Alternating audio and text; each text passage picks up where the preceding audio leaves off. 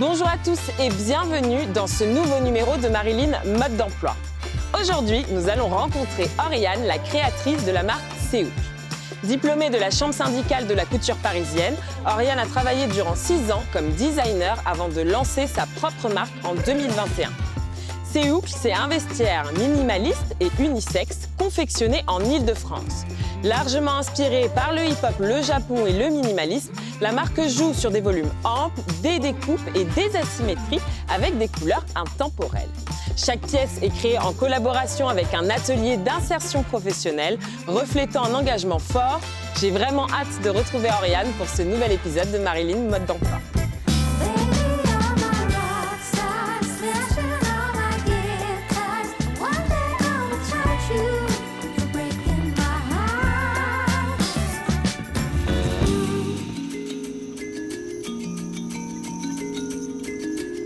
Salut Oriane. Salut Marilyn. Comment ça va? Ça va et toi? Écoute, ça va super bien, je suis trop contente d'être là. J'ai hâte de découvrir ton travail et tes pièces. Bienvenue, j'ai hâte de te montrer ce qu'on fait chez Seouk. Allez, trop bien, je te suis. Oriane, on est au sein de l'incubateur Les Ateliers de Paris qui accompagne les entreprises et les créateurs émergents dans le développement de leur activité. Est-ce que tu peux nous parler un petit peu, toi, de ton expérience ici au sein des Ateliers de Paris et depuis quand est-ce que tu es là? Ouais, nous, ça fait 1 an qu'on est incubés ici. Ouais. Et du coup, il nous reste 1 année de résidence encore, parce que c'est 1 an renouvelable une fois. Ce qui est génial avec le fait d'être incubé ici, c'est qu'on bénéficie d'un espace de travail, mais aussi d'un accompagnement beaucoup plus global sur le développement de l'activité. Okay. Donc on a des formations sur des sujets très techniques entre guillemets, sur typiquement pilotage de trésorerie, wholesale, cybersécurité. Vraiment toute la partie gestion d'une entreprise. Exactement.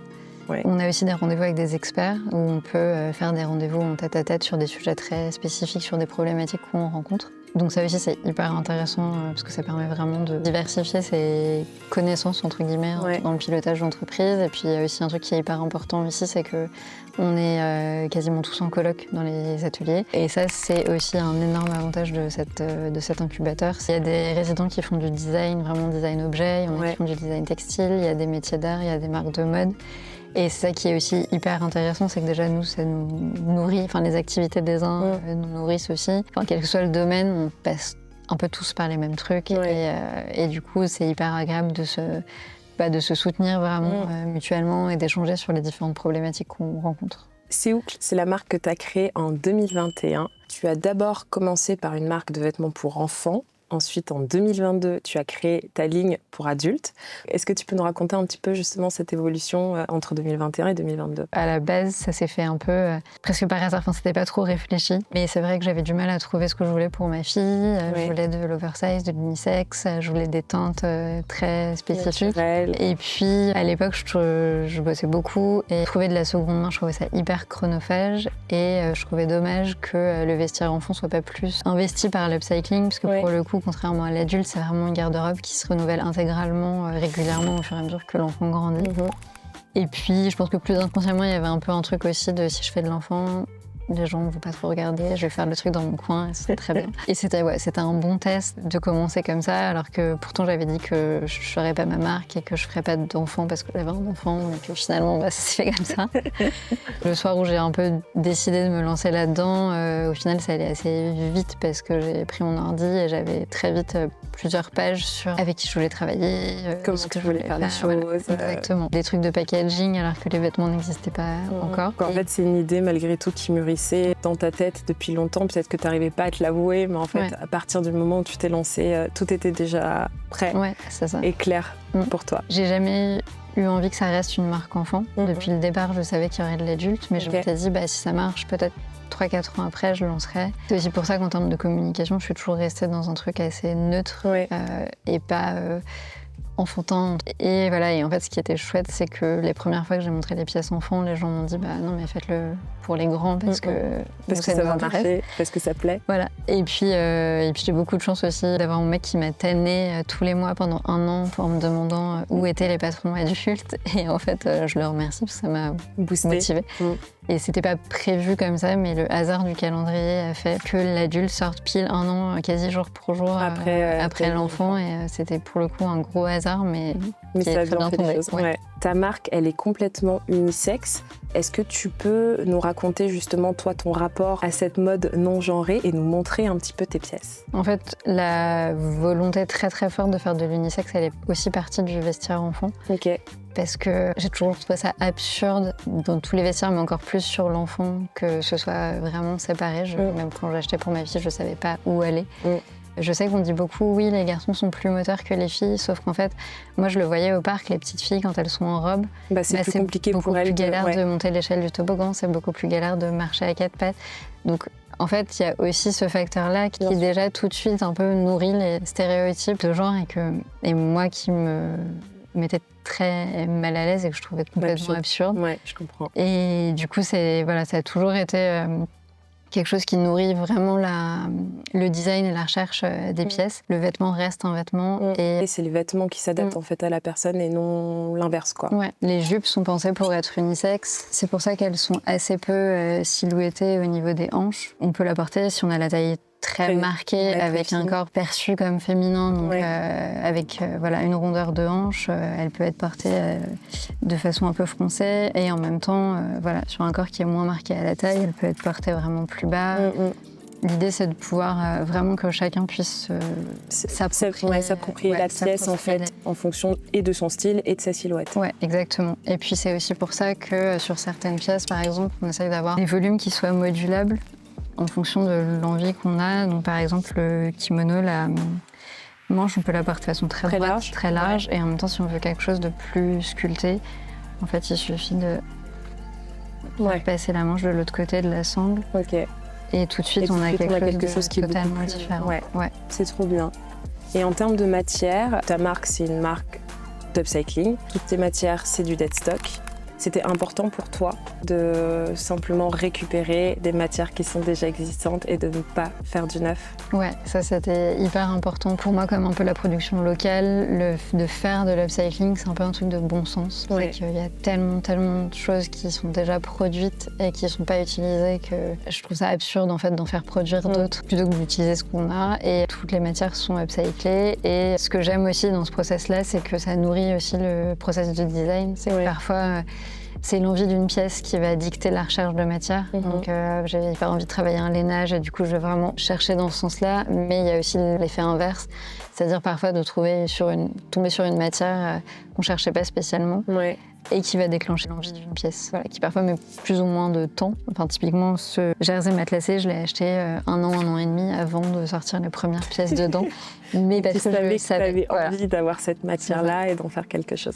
Comment tu gères d'ailleurs les quantités, par exemple? Parce qu'on sait que sur les dead stock, on n'a pas forcément toujours de quoi produire en grande quantité. Comment est-ce que toi, tu gères ça? Moi, je pars du principe qu'on utilise la matière qu'on a et que quand on a tout utilisé, c'est comme ça. Parfois, c'est frustrant parce que c'est un produit qui marche bien et on se dit ce serait cool de pouvoir en faire. Mais en même temps, c'est le jeu. Je pense que c'est aussi ça qui donne la rareté du produit. Même quand il y a des matières qu'on trouve en grosse quantité, on est quand même globalement sur des petites séries entre 15 et 25 pièces au modèle, toutes tailles confondues. Et en plus, il y a vraiment ce côté... la rareté, justement, va pousser la créativité. Par exemple, si on a une matière hyper forte, que je trouve centrale, par exemple, pour l'histoire du drop que j'ai envie de raconter, c'est comment je vais la mixer avec d'autres sur une même pièce pour pouvoir l'utiliser le plus possible.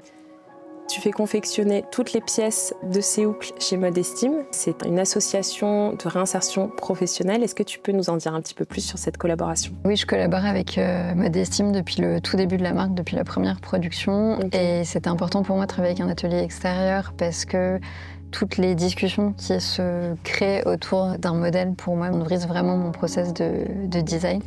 Donc, par exemple, moi, j'adore quand je vais présenter un nouveau produit et que j'ai déjà ma gamme de montage, c'est-à-dire un peu le mode d'emploi de comment faire la pièce, et avoir leur retour aussi à eux. C'est vraiment une collaboration, ensemble. Toi, tu viens avec tes idées, ce que tu as en tête, ce que tu imagines. Eux te donnent aussi leur retour sur « Ok, on peut peut-être essayer de faire ça comme ça. » C'est ça. L'idée, c'est vraiment d'optimiser le montage pour que ce soit le plus fluide possible en fait, dans la fabrication. Il y a aussi le côté local, parce qu'ils sont à l'île Saint-Denis, que moi, mon atelier est basé à Paris, et de pouvoir passer les voir, échanger avec eux. S'il y a une question, un souci, pouvoir y aller facilement, c'est pareil, c'est un peu du bon sens aussi pour moi. Et puis moi, je sais qu'après avoir passé 6 ans dans des maisons où les questions écologiques commençaient un petit peu déjà à venir émerger, mais les questions sociales, pas du tout.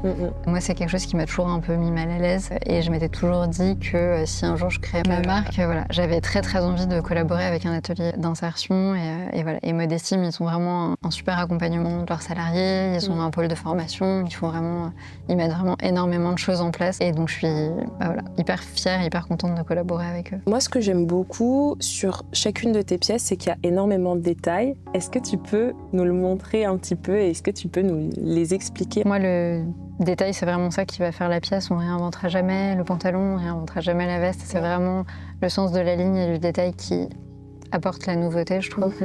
Et moi, j'ai un peu une obsession pour la symétrie. Donc, un peu le but du jeu pour moi, entre guillemets, c'est comment en gardant une pièce extrêmement portable, c'est-à-dire garder 2 manches, etc., amener de la symétrie, et ça se fait vraiment dans la coupe et dans les détails. Donc par exemple, sur les kimonos et sur nos jupes, les liens de fermeture, par exemple, on va jouer sur 2 largeurs différentes. On voit. Sur les, ça je vais vous montrer sur le sweat, ce sera peut-être plus flagrant. Sur les emmanchures, par exemple, c'est de jouer avec des bascules. Donc là, si on regarde, en fait, si on tend la manche... Et on a 2 couleurs. Déjà, il y a 2 matières. Typiquement, là, l'emmanchure, elle est plutôt montante, et là, elle est vraiment tombante. Et c'est l'inverse dans le dos. Et en fait, moi, j'aime bien parler de... Ça paraît un peu naïf dit comme ça, mais de vêtements timides. Où en fait, de loin, on se dit oui, c'est un sweat gris ou c'est un denim. Et quand on prend le temps de vraiment regarder la s'approcher, pièce, on se rend compte en fait que c'est une pièce qui est chargée de détails. Et c'est important, déjà parce que je pense que c'est assez représentatif de ma personnalité. Et au-delà de ça, je trouve qu'on est dans cette espèce d'ère d'hyper fast fashion où toutes les tendances sont reconnaissables d'hyper loin. On doit identifier un produit en 2 secondes. Je trouve que proposer un produit qui demande de prendre un peu le temps, c'est quelque chose qui est important pour moi, et c'est aussi, c'est le même principe quand les gens viennent essayer. Moi, j'ai vraiment envie qu'ils prennent le temps de sentir la pièce, de l'appréhender, de voir qu'ils soient bien dedans. Et moi, ce que je préfère aussi voir, c'est quand quelqu'un sort de la cabine et que j'oublie instantanément que c'est ma pièce, entre guillemets, mais j'ai l'impression que la personne est arrivée avec, et que tu vois tout de suite l'identité, en fait, la pièce transformée. Et puis c'est ça qui est intéressant pour moi aussi, c'est être surprise par les clients qui amènent une pièce dans un univers auquel moi j'aurais pas pensé. Je trouve que pour moi, c'est un des meilleurs sentiments. Et sur d'autres pièces, alors, qu'est-ce que tu peux nous montrer? Sur les pantalons, par exemple. Moi, j'ai mon détail qui tue sur le pantalon, bien évidemment. C'est les poches, sur les côtés. Il y a plusieurs choses sur le pantalon. C'est que les poches, en fait, elles, contrairement à un pantalon classique, on va se retrouver c'est qu'en fait, elles sont sur le côté, elles remontent vers l'arrière, au lieu de remonter vers l'avant. Et il y a aussi, moi j'aime bien les légers jeux de matière.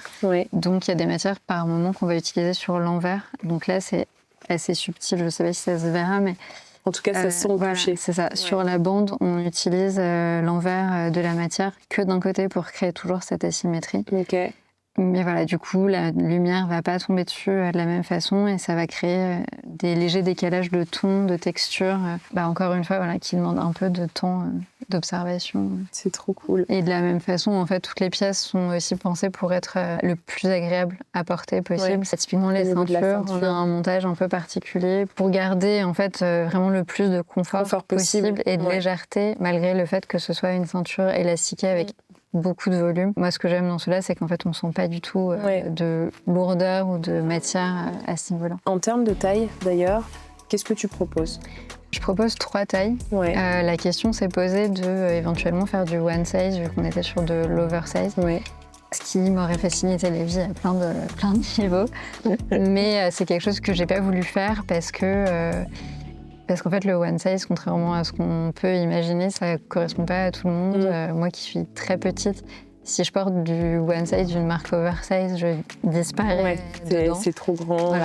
Et inversement, j'ai plusieurs amis autour de moi qui sont hyper grand, hyper baraqué, sur qui l'oversize, one size fait juste à la taille. Et moi, je voulais un maximum de gabarits puisse s'y retrouver. Et puis aussi, je voulais laisser la possibilité aux gens de créer leurs propres proportions. Donc par exemple, j'ai des gens qui prennent celui-là en taille 1, un autre modèle en taille 3, l'autre en taille 2. Voilà. Et en fait, ça donne pas la même chose. Exactement. Ouais. Toi, tu fais toute la conception, l'imagination et le patronage de tes pièces. Là, pour la suite, je crois d'ailleurs que tu es en train de préparer d'autres pièces. Est-ce que tu peux déjà nous teaser un petit peu? Est-ce que tu gardes ça secret pour toi? Pour moi, ça fait vraiment partie. J'ai pas du tout un process où je dessine et je confie un dessin avec une modéliste. Moi, très souvent, je commence mes pièces même directement par le patronage. J'ai besoin d'être déjà dans le dur, entre guillemets. Enfin, voilà, dans quelque chose de très, très concret. Aussi parce que la matière, voir ce que ça va donner. Aussi parce que je sais que les loupés ne sont jamais vraiment des loupés parce qu'un truc qui marche pas sur un truc va rester dans un coin de la tête et nourrir une idée qui va arriver plus tard. Et du coup, là, pour la rentrée, on prépare justement un nouveau modèle de pantalon qui joue sur des plis. Il y aura une version ballon, un jean. Et on prépare aussi notre première chemise et une veste, toujours pour jouer sur différents détails un peu clés. Voilà, sur la chemise, on reprend notre principe de manche, de se silhouetter, mais du coup le traiter un peu différemment avec d'autres détails, d'autres matières. Et puis aussi une coupe différente. Là, on est sur un modèle qui est un petit peu plus long, par exemple. Le layering, il est hyper présent dans le vestiaire. Les pièces sont faites un peu pour s'imbriquer les unes avec les autres. Et chaque nouvelle pièce est aussi pensée pour aller avec les anciennes. Parce que je trouve que c'est absurde de faire de l'upcycling et de vouloir rendre obsolète quelque chose qu'on a sorti 6 mois, 1 an avant. La réflexion, elle est vraiment comment on fait grandir le vestiaire de façon organique. Écoute, dernière question. Qu'est-ce qu'on peut te souhaiter pour la suite? Pas cette question. Pas facile comme question. Ouais, que ça continue de se développer. Le goal ultime, ce serait d'ouvrir une boutique atelier pour pouvoir continuer à travailler sur place et puis recevoir plus facilement des gens et constituer une équipe. Ce serait le top. Trop bien. Écoute, c'est tout ce qu'on te souhaite. Merci. D'ailleurs, petite parenthèse, tu fais aussi souvent des pop-up sur Paris. Donc, où est-ce qu'on te retrouve? Sur Instagram et sur notre site. C'est trop bien. Merci beaucoup, Ariane, pour cette interview. Moi, j'adore ces boucles, je suis trop fan. Nicolas adore ces boucles, il est trop fan aussi. Avant de se quitter, Ariane, je te propose qu'on fasse le petit pola de l'invité. Elle est trop cool. Ça va dans ma petite collection de photos. Alors, on va voir ce que ça va donner. Bon, nous, on se retrouve la semaine prochaine et à bientôt. À bientôt. Salut. Si cette émission vous a plu et que vous souhaitez nous soutenir, n'hésitez pas à commenter, liker et partager.